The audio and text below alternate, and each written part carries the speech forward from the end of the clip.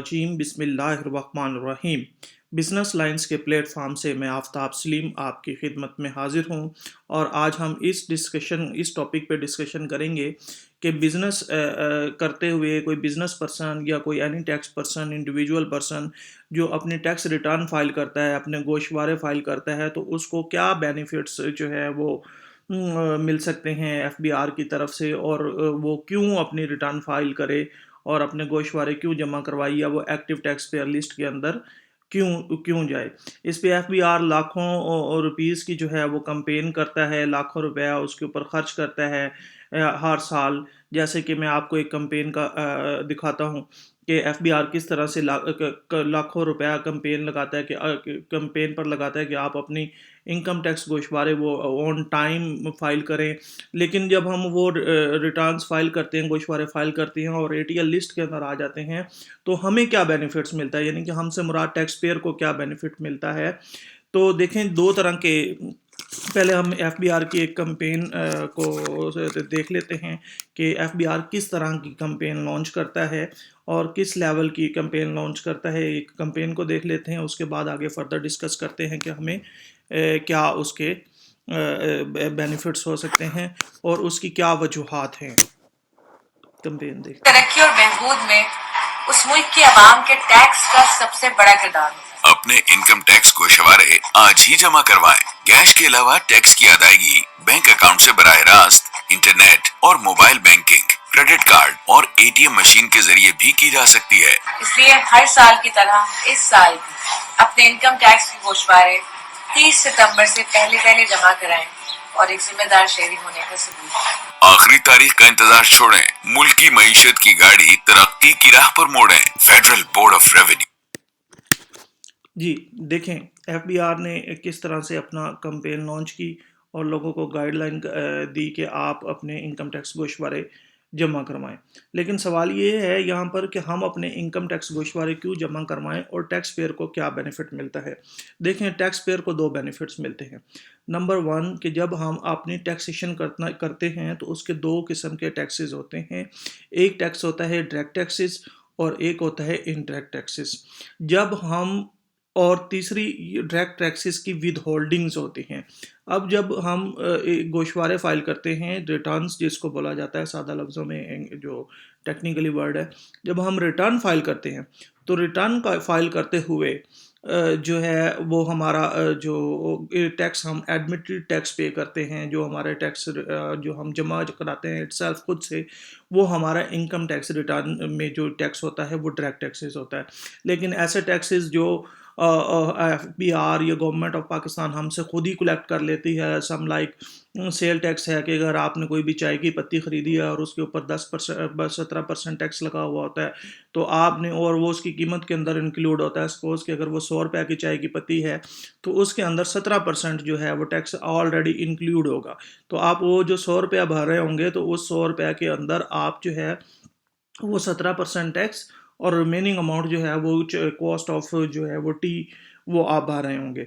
अब देखना ये है कि हमें बेनिफिट्स क्या, मतलब हम जब गोशवारे फाइल कर रहे हैं, हम अपने वकला को फीसेस दे रहे हैं, पैसे भर रहे हैं, तो हमें बेनिफिट्स क्या हासिल हो रहे हैं जिसकी बुनियाद पर हम टैक्स दें।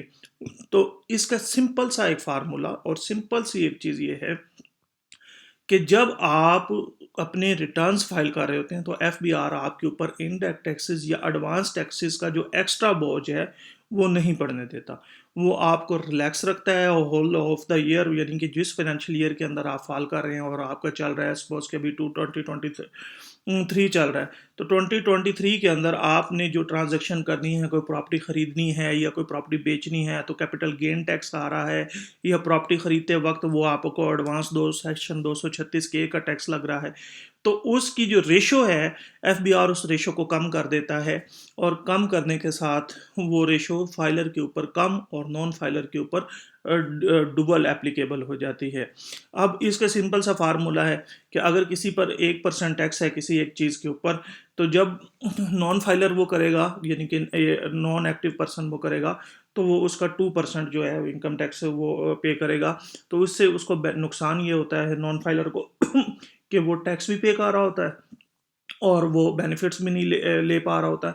इवन डैट के माइट भी पॉसिबल कि नॉन फाइलर ने जिस अमाउंट के ऊपर टैक्स भरा वो चाहे डबल टैक्स दे दिया, हो सकता है कि वो अमाउंट उसकी एग्जाम्प्ट हो। फॉर एग्जांपल एक ओवरसीज़ पाकिस्तानी है, वो पाकिस्तान में डॉलर्स लेके आया, प्रॉपर बैंकिंग चैनल लेके आया और उसने इतने पैसे इकट्ठे कर लिए बैंकिंग चैनल के थ्रू ट्रांजेक्शन्स कर करके कि वो पाकिस्तान में कोई प्रॉपर्टी खरीद रहा है। सपोज कि वो 10 मिलियन की प्रॉपर्टी है, लेकिन वो 10 मिलियन की प्रॉपर्टी के ऊपर जो वो टैक्स वो विद होल्डिंग्स के वक्त एडवांस टैक्स पे कर रहा होगा, तो वो 2% कर रहा होगा, तो 1 करोड़ की प्रॉपर्टी होगी, तो उसको 2 लाख रुपए तो सीधा सीधा टैक्स लग जाएगा। अब वो क्या करे? अब हो सकता है अब जब वो 1% इवन डैट के फिर अगर वो फाइनेंशियल ईयर क्लोज होता है और वो रिटर्न भी फाइल नहीं करता, तो वो अपने उस टैक्स का रिफंड भी नहीं ले सकता। इवन डैट के वो उसका टैक्स आया, चला गवर्नमेंट को तो चला गया, गवर्नमेंट ने उसके बेनिफिट ले लिए, लेकिन टैक्स पेयर को उसका कोई बेनिफिट नहीं हुआ क्योंकि उसने अपने रिटर्न्स फाइल नहीं किए, तो वो उसका रिफंड लेने से, रिफंड का मज़ा लेने से भी कासिर हुआ। अब देखना ये है कि अब फाइलर इसी के बदले एक ओवरसीज़ पाकिस्तानी है, उसने अपना टैक्स वो पाकिस्तान आया, उसने अपनी रिटर्न फाइल की, रिटर्न की उसने मेंशन कर दिया कि आई हैव 10 मिलियन और रुपी इन पाक रुपीज़, और उसकी वो प्रॉपर्टी ख़रीदना चाहता है। अब वो उसकी जो इनकम है वो एग्जाम्प्ट है, उसके ऊपर एफबीआर की तरफ से इनकम टैक्स ऑर्डिनेंस के अंदर 2001 के अंदर उसके ऊपर कोई टैक्स नहीं है। तो जब उसके ऊपर कोई टैक्स आयद ही नहीं होता, वो कंप्लीटली जो है होली स्लोली वो है अपना नॉन रेजिडेंशियल पर्सन है और उसके ऊपर टैक्स एप्लीकेबल ही नहीं होता, तो वो पाकिस्तान में टैक्स क्यों दे? लेकिन एडवांस टैक्स उसको देना पड़ जाता है और वो डबल देता है। लेकिन जब वो फाइलर होगा, वो इनकम को डिक्लेयर करेगा, डिक्लेयर करने के बाद उस इनकम को वो रिफंडेबल में लेके जाएगा और उसकी वो जो ऑडिट वाडिट है वो करा के वो अपना टैक्स वापस लेगा। लेकिन उसको बेनिफिट ये मिलेगा, लेकिन फाइलर होने से क्या बेनिफिट? उसको दो बेनिफिट मिले। एक तो 2% नहीं देगा, वो 1% ही देगा। समझें कि अगर वो नॉन फाइलर होता तो 2% देता, तो वो आधा तो बेनिफिट वो यहाँ पे ले लेगा। फिर बाकी जो होगा वो अपने गोशवारे जमा कराएगा, तो उसके अंदर वो अपना बेनिफिट हासिल करेगा कि उसको रिफंड जल्दी क्लेम हो जाएगा। नंबर 1 पे आ जाएं आप, देखें कि अब हम इन रेट्स को देख लेते हैं कि क्या क्या रेट्स हैं। अब ये रेट्स जो हैं वो कहीं पे तो डबल एप्लीकेबल हो रहे हैं, यानी कि नॉन फाइलर पे 100% ज़्यादा अप्लाई हो रहा है, कहीं पे ऐसा है कि 200% और 300% ज़्यादा भी अप्लाई हो रहा है, कि मतलब फाइलर अगर 2 रुपया दे रहा है तो नॉन फाइलर 2 की बजाय 4 की बजाय 6 दे रहा है, ये 6 की बजाय 8 दे रहा है। अब देखते हैं इसको, ये हमारा विद होल्डिंग टैक्स कार्ड है फाइनेंशियल एक्ट 2022 का। देखें, 12th goods filing in part 1 of 12th schedule, तो 1% है फाइलर का और नॉन फाइलर का 2%, फिर 2% नॉन फाइलर का, 4% नॉन फाइलर का। ये फिर कमर्शियल इंपोर्ट है, इसके ऊपर 3.5% फाइलर एटीएल लिस्ट में दे रहा है। जो एटीएल लिस्ट में एक्टिव होगा वो 3.5% देगा, जो नॉन फाइलर होगा वो 7% देगा। ये एडवांस टैक्सेस की में बेनिफिट्स की बात हो रही है। यहाँ पे 5.5% है, तो यहाँ पे 11% हो गया। देखें, यहाँ पे 1% है, यहाँ पे 2% हो गया। ये 4% है फार्मास्यूटिकल प्रोडक्ट के ऊपर, तो नॉन फाइलर जो है वो 8% देगा। इसी तरह फिर ये 1% आ गया और ये फिर 2% आ गया।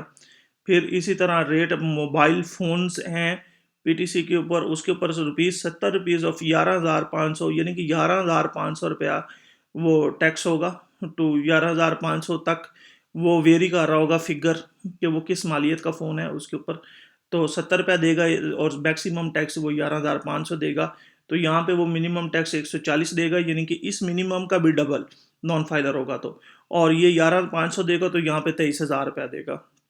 फिर यहाँ पे अगर ज़ीरो रेट अप्लाई होता है और 50-200 तक है, तो यहाँ पे 0 टू 10,400 दिया, यानी कि उसका डबल है। इवन डैट के फिर ये नॉन फाइलर तो जबकि टैक्स रिटर्न नहीं फाइल कर रहा, तो यहाँ सैलरी में वो बेनिफिट ले सकता है और सैलरी में उसको डुअल टैक्स अप्लाई नहीं होगा। फिर वो paid by independent power purchase where such dividend in pass through, जब वो डिविडेंड ले रहा है पावर सप्लाईज के ऊपर, जो कुछ जो जो जो जो जब वो डिविडेंड लेता है, तो 7.5% की filer, non filer 15%। Mutual fund investment है, REIT है, ठीक है ना, उसमें 15% है, नॉन फाइलर 30% है।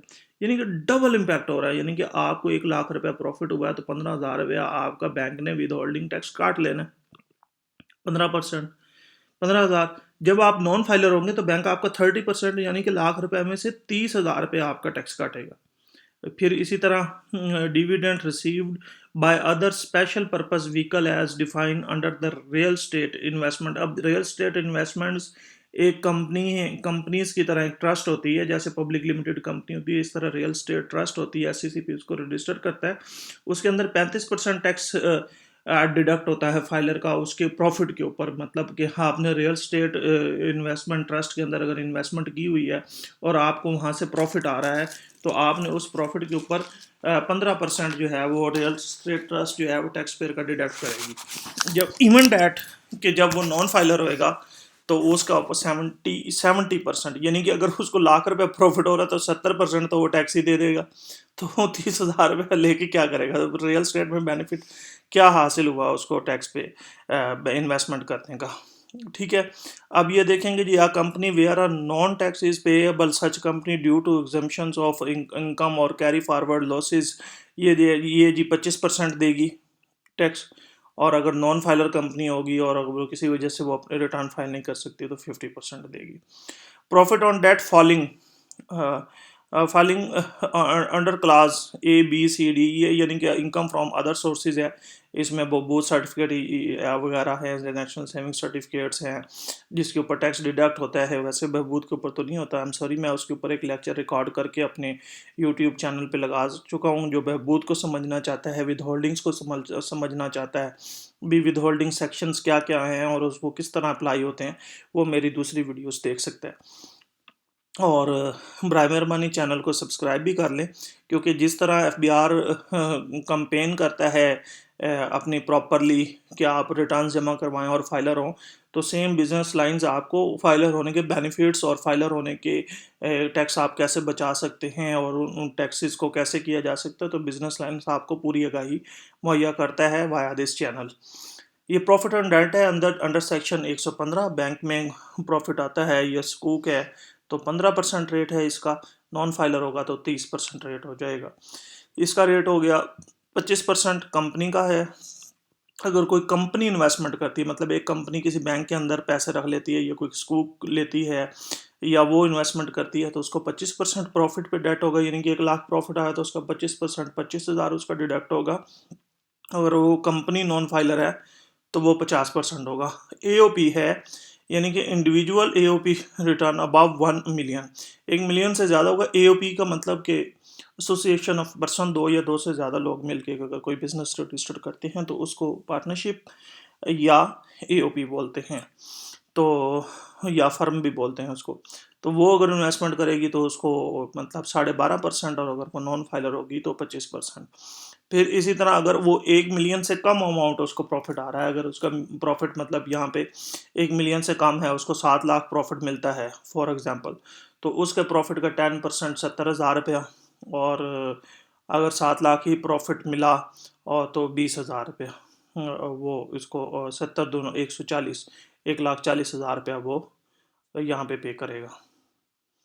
आगे ये कुछ सेक्शन ऐसे हैं जो नॉन फाइलर पे अप्लाई नहीं होते, ये नॉन रेजिडेंशियल को, क्योंकि नॉन फाइलर बंदा नॉन रेजिडेंशियल्स को पेमेंट कर ही नहीं सकता बाज बाज जगहों पे।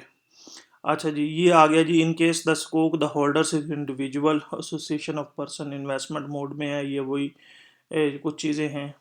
फिर आगे आ जाएं जी आप, कोई भी आप अंडर सेक्शन 52 जो है, अगर कंपनी होगी यानी कि आप कोई गुड्स की सप्लाई करते हैं या वो कोई चीज़ है, तो आपका अंडर सेक्शन में जो 152 यहाँ पे अगर आप देखना भी चाहें तो 152 जो सेक्शन है वो है payment of non residential person.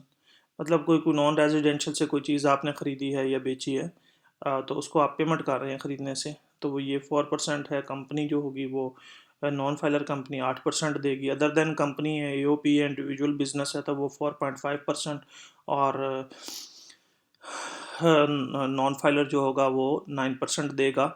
और रेंडिंग सर्विसेज सर्टन एरिया, अगर कोई सर्विसेज हैं, अगर गुड्स की बजाय सर्विसेज आपने ली है, फॉर एग्जांपल आप ने बाहर से बुक कीपिंग करवाई है या वहाँ से अपने अमेज़ॉन की सर्विसेज ली या वट एवर इज़ कंसर्न, तो आपने 3% देना है उसके पे टैक्स फाइलर ने, और नॉन फाइलर 6% देगा। इसी तरह कंपनी केसेस हैं 8% देगा। मतलब आपने बाहर कोई आईपीओ का केसेस है या वकला को फीसेस पे करते हैं, तो नॉन फाइलर जब उसकी फ़ीस पे करेगा तो उसका विद होल्डिंग टैक्स जो है वो 8% नॉन रेजिडेंशियल का काट लेगा, और वो 16% जो है नॉन फाइलर का 16% लगेगा। अच्छा जी, वो वहाँ से जो आएगा, फिर ये गुड्स की सप्लाई हैं, कॉटन, राइस और एडिबल ऑयल के ऊपर 1.5% विद होल्डिंग होगी, और नॉन फाइलर अगर कंपनी आपको सप्लाई कर रही है तो आप उसकी 3% उसकी विद होल्डिंग करेंगे। अगर कंपनी आपको सप्लाई कर रही है, मतलब प्राइवेट लिमिटेड कंपनी, तो आप 4%, और या पब्लिक लिमिटेड कंपनी भी हो सकती है, और नॉन फाइलर प्राइवेट या पब्लिक लिमिटेड कंपनी होगी तो 8%। और अदर देन कंपनी हो गया, एओपी हो गया, फर्म हो गया, या इंडिविजुअल हो गया, सोल ओनर या सोल प्रोप्राइटर जिसको बोलते हैं, वहाँ पे 4.5% और 9% आप डिडक्शन करेंगे। इन मतलब सर्टन एरिया है यहाँ पे, इसमें 150 है, इसमें कुछ लॉजिस्टिक्स कंपनी आ जाती हैं जहाँ पे आप वो रेंट वगैरह पे कर रहे होते हैं, तो वहाँ पे 3% है और 6% आप वो पे करते हैं। और कमर्शियल मेंशन, हाँ, यहाँ पे आ गया services other than mention above company. तो कुछ सर्विसेज ऐसी हैं, वो हम सेक्शन टू सेक्शन उसको डिस्कस करेंगे। उसके ऊपर 8% और 16% है, इसी तरह 10% का डबल हो गया 20%। इसी तरह फिर आगे ये payment electronical and print media company advertisement वगैरह के ऊपर, एडवर्टाइजिंग कंपनी कोई होगी तो आप उसका 1.5% विद होल्डिंग करेंगे, या आप अगर आपकी अपनी कंपनी है तो आपका जो हो वेंडर है, आप जिसके वेंडर हैं और जो आपका क्लाइंट है वो आपका 1.5% काटेगा और फाइलर का, और अगर आप नॉन फाइलर हुए तो आपका 3% कटेगा। स्पोर्ट्स पर्सन हैं आप, हाँ, यानी कि आप क्रिकेट खेलते हैं पाकिस्तान क्रिकेट बोर्ड के लिए, या फुटबॉल खेल रहे हैं स्पोर्ट्स बोर्ड के लिए, तो वो आपका फाइलर अगर आप होंगे तो आपका 10% डिडक्ट करेगा, और अगर आप नॉन फाइलर होंगे तो आपका 20% डिडक्ट करेगा। ये केसेस मेरे पास इस दफ़ा कुछ क्रिकेटर्स के आए हैं जिसके ऊपर उनको 10% कुछ का कटा हुआ था, कुछ का 20% कटा हुआ था, तो वो केसेस लेके आए कि देखें जी हमारा ये क्यों फ़र्क है। आजकल पीएसएल और डिपार्टमेंटल क्रिकेट भी बहाल हो रही है, तो ये केसेस सामने ज़्यादा आने शुरू हो जाएंगे। और अगर कंपनी है कोई, मतलब पूरी पूरी कंपनी है, प्रीमियम लीग है, तो वो 6.5% और 13%। इसी तरह फिर 7 और 14। थोड़ा आगे चलते हैं, यहाँ पे देखें जी इंडिविजुअल है, रेंट ऑन प्रॉपर्टीज़ है, तो ये थोड़ा और आगे चलते हैं तो वो भी डुअल हो जाएगा। अच्छा जी, प्राइस है 15%, 30% हो गया, और ये आपकी गाड़ी के टोकन हो गए, जो है पेट्रोलियम मसनूआत अगर आपकी हैं तो 12% 24। और अगर आप गाड़ी रजिस्टर कराते हैं तो 800 सीसी तक एटीएल में जाने वाला का जो एटीएल लिस्ट में होगा उसका 10,000 कटेगा टैक्स, ये रजिस्ट्रेशन के वक्त साइज़ में एडवांस टैक्स करता है, और ये नॉन फाइलर का 30,000 रुपया। फिर आपकी गाड़ी अगर 800 सीसी से बढ़ के 851 सीसी से 1000 सीसी तक है तो 2000, और 60,000 नॉन फाइलर का।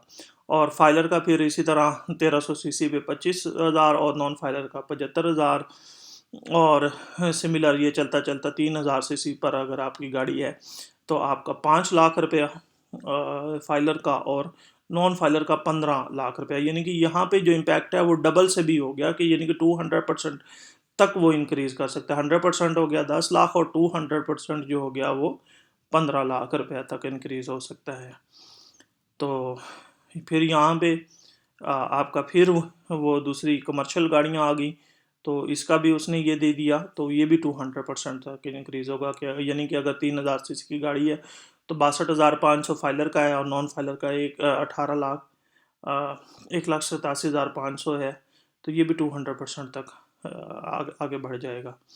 तो ये फिर वो कह रहा कि provided that the rate collection under reduce percentage registration in Pakistan, ये रजिस्ट्रेशन का टैक्स है जो इस सेक्शन के अंडर आएंगी, उसका 1000 सीसी तक 1 लाख, और नॉन नॉन एटीएल में का नॉन फाइलर का 3 लाख रुपए तक, और ये भी 200% के तक जाता है। जैसे कि ये 2000 सीसी से ऊपर गाड़ी जाएगी तो 4 लाख रुपया फाइलर का है, तो नॉन फाइलर का 12 लाख रुपया है। एडवर्टाइज में एडवर्टाइजिंग एजेंट जो आपको कमीशन है उसकी 10% है, नॉन फाइलर होगी तो 20 हो जाएगा। लाइफ इंश्योरेंस पे जो है वो life insurance agent receive meaning less than 0.5 million per annum. अगर वो 0.5 मिलियन जो है वो 5 लाख से कम का प्रीमियम वो कमीशन ले रहा है तो 8%, और और उसका अगर वो नॉन फाइलर होगा तो 6%। फिर नोट कवरिंग ऑन अबाव अगर इसमें नहीं है तो ये 8 की बजाय वो 0.5 से ज़्यादा बढ़ जाती है तो 12% और 24%। फिर गुड्स ट्रांसपोर्ट का वो ये केजीज के हिसाब से है कुछ। फिर आगे आप चले जाएं, पैसेंजर व्हीकल का वो टोकन का ये टैक्स है। तो 4 पर्सन मतलब तक सीटिंग कैपेसिटी है तो नॉन एयर कंडीशन है तो 2%, 200 रुपया पर सीट है, और अगर नॉन फाइलर है तो 300, एयर कंडीशन है तो 300 तक वो जाएगी। फिर आगे आ जाए इंजन कैपेसिटी के एतबार से ये कुछ टैक्सेस हैं, इसको देखेंगे आगे फर्दरली। मतलब नॉन फाइलर का डुअल इम्पैक्ट हो रहा है और ये भी इंक्रीज बाय 200% तक है। 2000 सीसी के ऊपर जाके ये और ज़्यादा हो जाता है। फिर आप कमर्शियल इंडस्ट्रियल कमर्शियल ये बिजली के बिलों के ऊपर टैक्स है, यानी कि अप टू 500 मतलब यूनिट तक आपके ऊपर ज़ीरो है, और आपके यूनिट 500 से बढ़ जाते हैं तो आपके ऊपर इनकम टैक्स अप्लाई हो जाता है। ये इंडस्ट्रियल कंज्यूमर्स के ऊपर है, ये रेजिडेंशियल कंज्यूमर के ऊपर इनकम टैक्स एप्लीकेबल नहीं होता। विद होल्डिंग जो एडवांस टैक्स की है वो नहीं एप्लीकेबल नहीं है। तो ये 500 तक यूनिट होंगे, लेकिन वो एक्सीडिंग सॉरी रुपीज़ 500 है। अगर 500 से ज़्यादा बिल होगा लेकिन 20,000 से ज़्यादा नहीं होगा तो जितना बिल होगा यानी कि जो आपकी बिजली के बिल की पेमेंट बनेगी उसका 10% कैलकुलेट करके तो वो उसके अंदर ऐड कर देंगे इनकम टैक्स। और नॉन फाइलर का डेफिनेटली डबल है, इसका सीधा सीधा फार्मूला है। और एक्सीडिंग 20,000 रुपये है तो 20,000 से बढ़ेगा तो रुपीज़ 19,500 ये फिक्स हो जाएगा इसका 20,000 तक का, plus 12% exceeding amount of rupees 2 lakh तक 12% लेंगे, और अगर 2 लाख से बढ़ जाएगी तो रुपीज़ 19,500 और 5% ऑफ एक्सीडिंग ऑफ 2 लाख रुपये 20,000 सॉरी एक्सीडिंग अमाउंट 20,000 से आएगा। फिर ये इसके रेट्स हैं, इसलिए तो किसी बिल के ऊपर इनकम टैक्स ज़्यादा लगा होता है, किसी के ऊपर कम, तो वो बिल की चार्जेबल के ऊपर होता है। फिर ये इंटरनेट का है, ये टेलीफोन एंड इंटरनेट के ऊपर 10% of the exceeding amount of bill. फिर ये 15% है। फिर ये 10% ऑफ ग्रॉस स्केल प्राइस है, ये पब्लिक ऑक्शन है तो ऑक्शन होगी तो 10% होगा। और फिर मतलब प्रॉपर्टी का इमूवेबल प्रॉपर्टी का ऑक्शन होगा। एनी प्रॉपर्टी और goods other than immovable other than movable property होगी तो 10% और 20%, और इमूवेबल प्रॉपर्टी होगी तो यानी कि कोई लैंड है कोई प्लॉट है तो 5% और 10%। इसी तरह ये आगे चलते जाए। कोई advance tax of foreign TV serial, कुछ टीवी सीरियल पाकिस्तान में काम करने आ रहा है तो मतलब तुर्किश ड्रामा वगैरह, तो पर एपिसोड जो है वो उसको ऊपर टैक्स लगेगा, वो 1 लाख 10 लाख रुपया लगेगा। और नॉन फाइलर होगा तो 100% इंक्रीज हो जाएगा, यानी कि अगर वो नॉन फाइलर कंपनी उस ड्रामे को लॉन्च कर रही है तो वो 10 लाख की बजाय 20 लाख पर एपिसोड देंगे। और foreign produced TV play single episode, अगर वो ये सीरियल अगर सिंगल एपिसोड है तो वो 30 लाख रुपया देगी। और इसका डबल अप्लाई हो जाएगा। Advertising steering factor foreign actors, advertisement करवा रहे हैं फॉरेन एक्टर से तो ये सेकंड्स का रेट है, यानी कि 5 लाख रुपया पर सेकंड की जो एडवर्टाइजमेंट होगी तो आप टैक्स उसके ऊपर देंगे। मतलब जितने सेकंड्स की वो मतलब आपकी 30 सेकंड की है तो 5 या 15 तो 15 करोड़ रुपया आपने सिर्फ टैक्स पे करना होगा 30 सेकंड की जो है वो फॉरेन अगर आप बुला लेते हैं तो आपको टैक्स उसका देना होगा। फिर इस तरह advance tax scale on distributor वगैरह का वो 0.5 0.25 और 0.7 हो गया। फर्टिलाइजर्स का 0.1 और 0.2 हो गया। इसी तरह रिटेलर का है 0.5 और 1 हो गया नॉन फाइलर का। और इमूवेबल प्रॉपर्टी का ये रेट, इमूवेबल प्रॉपर्टी का 2 एंड 7 कह रहा है, ये यहाँ पर रेट वैसे चेंज हो चुका है। 2 एंड 5 भी है और 2 एंड 4 भी है फिलहाल। 1% वो नहीं है, 2 एंड 4 है। फिर इसी तरह से ये अप्लाई होगा तो इसलिए हम आपको तलकीन करते हैं कि आप अपने जो भी आप अगर फ़ाल करते हैं, आपकी इनकम 3 लाख रुपए से ज़्यादा है, आपके पास 5 मरले का कोई प्लॉट है या आपके पास 800 सीसी तक की गाड़ी है, तो आपके ऊपर कौमी फ़रीज़ा आया है कि आप जो है वो इनकम टैक्स रिटर्न फ़ाइल करके और ख़ुद को फ़ाइलर रखें। जी, अस्सलाम वालेकुम। बिज़नेस लाइन की किसी भी किस्म की आपको रहनुमाई चाहिए हो तो डिस्क्रिप्शन में हम अपना व्हाट्सएप नंबर दे देंगे, तो आप हमसे जो है वो रब्ता करके अपनी कंसल्टेंसी ले सकते हैं। अस्सलाम वालेकुम।